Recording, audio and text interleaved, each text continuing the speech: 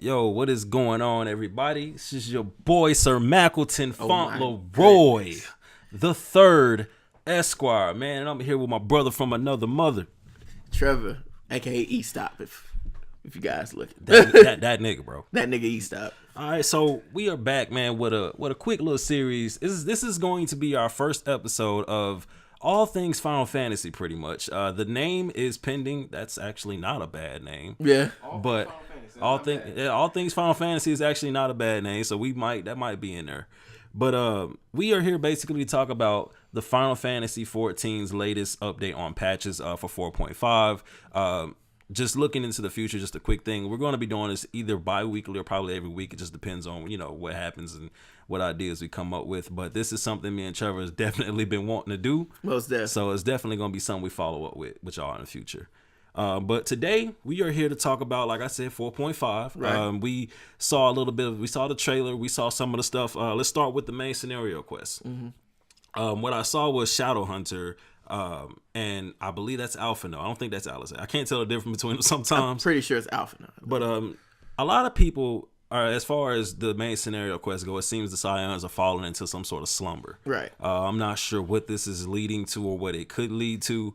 But there's also speculation behind the Shadowhunter being someone that we are well familiar with, who we thought was dead, being Gaius Van Bowser.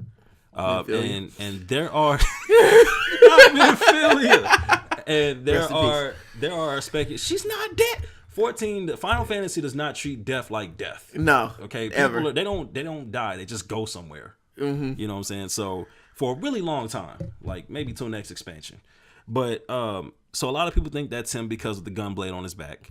And if you notice, he's got the mask from the helmet when he died. Mm-hmm. It's on his waist. So a lot of people think that when him and the Warrior of Light interact, there will be something there. Right. But ultimately, what do you think is happening with this main scenario quest? Why do you think these cats are falling asleep and shit? Like, I believe they're going to lean towards something crazy like mind control. Mind control. Yeah, because think about it. We're moving into the dark age of Final Fantasy, right? Especially with 5.0 coming out, the new expansion. So I believe that their slumber is going to eventually show them switching to the dark side, being controlled from their slumber. So you think it's going to be something like almost like, I don't mean to throw another game in there. What is it called? The World of Light type thing? Yeah. Kind of. Because this time, for those that don't know, Shadowbringers is coming up. Mm-hmm. And we've been the Warriors of Light this entire time. Now we're about to become Warriors of Darkness. We're about to become cool. Yeah. So I think that's going to be something to look forward to. I mean, the Scions have already been through so much. You got Thancred, man, who became Laha Breha, and now Thancred's got a fucking gunblade on his back now. So there's that. Krill was kidnapped. I don't think she's a Scion, but close enough. Yeah. Yustola was cut in half and survived. Bitch got endurance like a Mortal Kombat character. Facts. Who else, man? Minfilia is in heaven now. Apparently, she took the place of the gigantic crystal. Mm-hmm. So a lot has happened, man. But look forward to the main scenario quest. I think it's gonna be something definitely good, a good thing. But as we know, they were in the burn. Mm-hmm. So this is definitely gonna lead us into the next dungeon, which is the Gimlet Dark. Yeah. And a lot of people speculated that it would be in between Aldenard and Isabar, which is for those that don't know, is in between the Garlean Empire and Alamigo. Right. So right there in the middle, I feel like that's going to definitely jump us into the Garlean Empire and, take us all the way into the next expansion. We've never been there. Yeah. It's crazy. And what we saw in the trailer was a giant golden iron giant. Which is with no explanation either. No explanation whatsoever. He kind of reminded me of the Iron Giant from Final Fantasy X and the Thunder Plains when you fought Gemini A and B, and one was weak to magic, one was weak. So, and this cat's gold. I hated that place. By the way. Fucking trying to get Lulu's weapon. Do not remind me. So there, I think the dungeon. I seen the gear. Dungeon gear's always been reworked with different color palettes. We know that. I mean, I like, because one thing I like about the devs of 14, they do try to get us involved by having people make outfits, and they kind of take that with the dungeon stuff, which is cool. And so somebody definitely put in work to get that, and shit, I can't do it, so I'm glad you did it. You know what I'm saying? Big facts. All right, so ultimately, I think that's going to be a good dungeon. Usually they throw us a second dungeon. Mm-hmm. But maybe that's in part 2. I think that's in part 2. So for now, it's crazy because how big do you think this is going to be? Because It's this is only part 1. This must be a decent sized part. Yeah. You know, for us to have to make it into 2 things. One reason, or probably the biggest, is Blue Mage. Right. And Trev's an 11 player. He knows about Big Blue facts. Mage. I like Kamari. Which is not a popular opinion. But and Quinna. Don't forget about Quinna. And I like Little Mac. So Big fact. Also not a popular opinion. I mean, I guess I'm just an unpopular liking person. Whatever. So, all right, Blue Mage. It said Blue Mage hail from the New World. Mm-hmm. The New World is towards the west of Eorzea, like Limsa Lomensa. It's like the Americas of Hydaelyn, I guess, since it's so far towards the west. A lot of people think it might be Vanadil. Close enough. And so the Blue Mage, the way it works, apparently you're like the note suggested that you would have to buy a soul stone from him. And it's crazy because, we've never done that. It may not even be the case. It may be that's just how it works. And, naturally you might go into somewhere and you might end up needing a thing and not even buying it. Right. But even if that's the case, it couldn't cost any more than maybe 100,000 or 200,000 gil. Which isn't a lot. Yeah, if that. But looking at the Blue Mage, it makes sense because he kind of looks like a con artist. He does. He kind of looks like a con artist. Jester, more like. He's like really Sly Cooper like. He's got the cane. He's got the fucking mask. Yeah, he's got the eye looking like mask. a damn bandit. Yeah, he's got the blue on. So he looks like a deaf. He looks like he's up to something. Right. Like he's up to no good. So we was looking more into what he had. They had like the Blue Mage spell book. Mm-hmm. I saw like 3 spells. The water cannon, which looked like it came from the Kraken. Right. I'm thinking this is the same Kraken that's probably well, maybe not. I was thinking it's probably going to be the Kraken from what was that? Sastasha? But that Kraken is in Sastasha hard. Right. So it can't be that. And I don't think there are Krakens in the first one at all. No. But we do have a Kraken in several other water dungeons, though. Yeah. So wherever he gets it, he definitely got it from somewhere in Limsa. Mm-hmm. And then I seen what looked like it may be Bad Breath. Mm-hmm. And then there was, I believe, 1,000 Needles. And the water cannon, it was just saying that the water cannon is basically the first spell that he got. It's just a blast of water, basically. It's not nothing super special. But you've seen a lot of other spells, and it's a fuck ton of spells. Yeah. It's like 40-something spells. But I'm glad they also did that because even in 11, there was more than that. There was probably close to about damn near 120 to 150 spells that you can actually get in Final Fantasy 11. As far as Blue Mage, you would go. I think that's what they say. I think ultimately it's like 120 spells. And of course, we all know that with it being 14, they're probably going to remix some shit and kind of give it to them. Mm-hmm. But I feel like a lot of it is also going to be Blue Mage-like as well. Most definitely. Like you being able to use, some of them going to be brand new. Like being able to use Shiva's arrow. Dude, I saw that in the trailer and I kind of went bonkers on that one. I got a heart on. So. You know what I'm saying? Then we got the Blue Carnival, which is the series of events that are exclusive to the Blue Mage.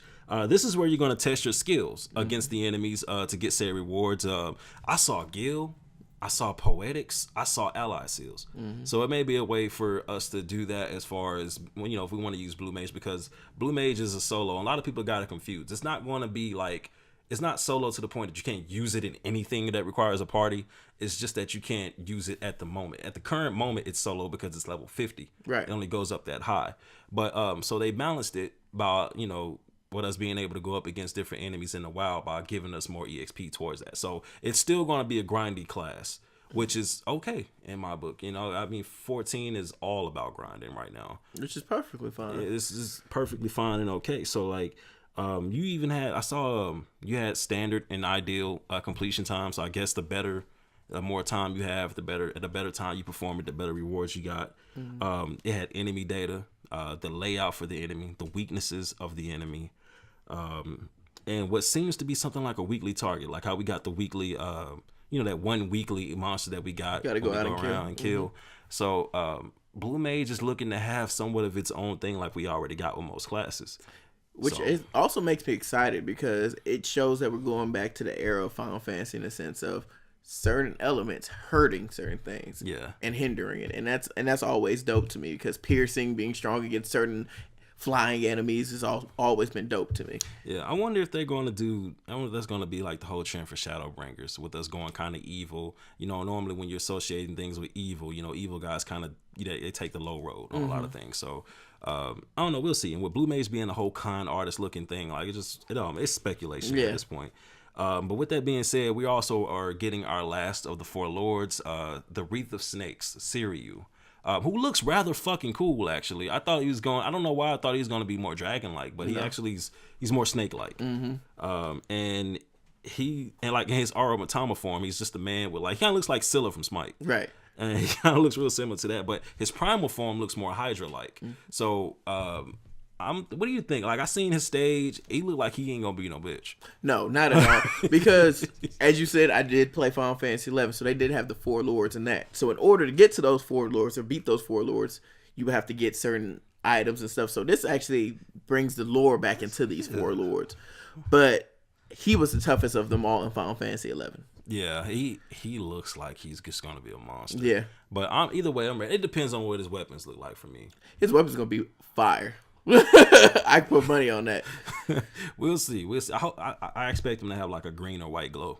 Green or white? That's your green or white glow. I can see that. Just because most of the weapons kind of glow the colors that they are, or that the primal is. He's got this white and green thing kind of going on. I think that was green. Maybe it was purple. Because Bioco's was blue. Was blue. Who was the other chick? Not Siryu. Suzaku. Suzaku was orange. Yeah. Because, she was like a flame bird. So we'll see. Also, we have the Orban Monastery, which is the 24-man raid. This is the final installment of the Return to Ivalice. We are getting the Baltier attire, but not Baltier himself. And they're saying when we might get Fran. There goes some more speculation right now. If you look at the trailer, there is a part inside the trailer where you can see her foot. And that's enough for us. And if y'all got a foot fetish. That rabbit foot.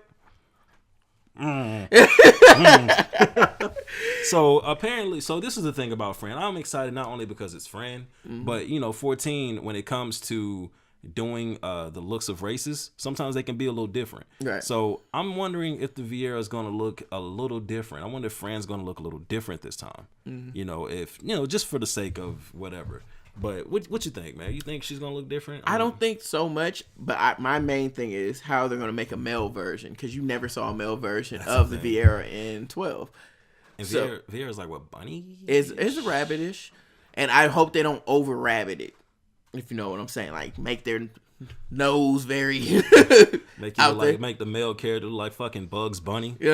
Like he should be on his way to Albuquerque. But we might be seeing the first installment of a race that only has one gender, because that's how it was in 11. There was no male Makotes. It was just Mithra, which was the female. I mean, it might as well not been no damn male Makotes in this one, because it was all female Makotes for a while too. Yeah, facts. I mean, we had male Makotes, but for the most part, Makotes were all female. So I don't know. At this point, I don't think they should do it. I mean, but who knows, man? The rabbit could look anything like, like Bugs Bunny. It could look like the damn rabbit off Whiplash.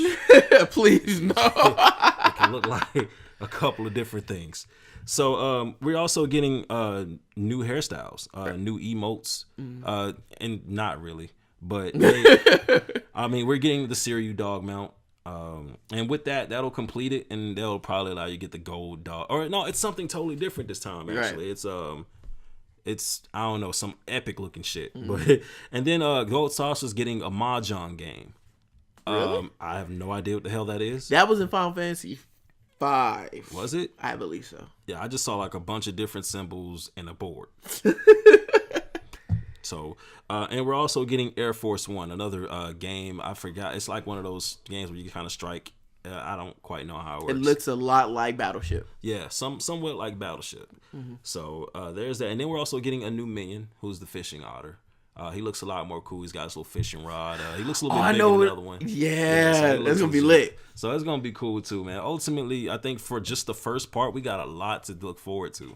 I think we got I don't think they're doing like buffs or anything crazy like that with the jobs or anything. So it is coming January the 8th, correct? Right. So that's in like a week and a half. Next Tuesday. Yeah. So man, I'm ready for it. I don't know about y'all, But what about you, my man? I'm excited just because I haven't been playing Final Fantasy a lot recently, but I feel like with this patch coming up, I'm set. I'm set to play till part 2 of this next patch. Yeah, hey, they know when it's time, man. They know when they come out with something, no nothing else matter. So y'all heard it from us, man. That's our thoughts on the 4.5. We're looking forward to, and we will be coming back to y'all with part 2. But until then, this is your boy, Sir Mackleton Fauntleroy, the 3rd Esquire with my main mans, Trevor. and we are out. Holla at y'all.